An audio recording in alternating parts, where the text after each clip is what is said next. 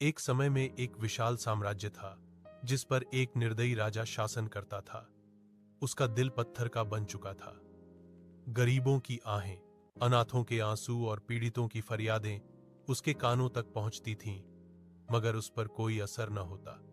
इसके विपरीत रानी नरम दिल और दया करने वाली थी।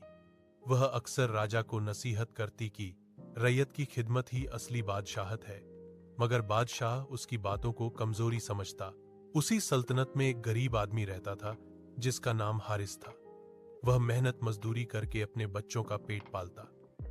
एक साल भयंकर अकाल पड़ा, फसलें सूख गईं और लोगों के पास खाने को कुछ न रहा। हारिस अपनी फाका ज़दा पत्नी और बच्चों के लिए मदद की तलाश में महल के दरवाजे पर पहुंचा।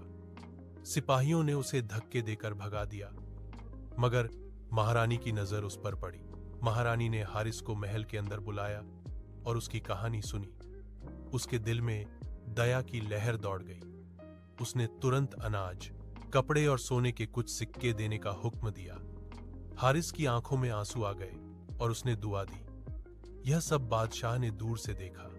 उसे गुस्सा आया और उसने महारानी से कहा कि इस तरह देने से खजाना खाली हो जाएगा। उसी रात बादशाह ने सपना देखा कि वह एक सुनसान मैदान में अकेला खड़ा है। उसके इर्द गिर्द वही गरीब लोग हैं जिन पर उसने जुल्म किया था। अचानक जमीन फट गई और उसका ताज उसमें गिर गया। वह घबराकर जाग उठा। इस सपने ने उसके दिल को हिला दिया। अगले दिन बादशाह ने हारिस को दोबारा बुलाया और उसकी मेहनत और सब्र को सराहा।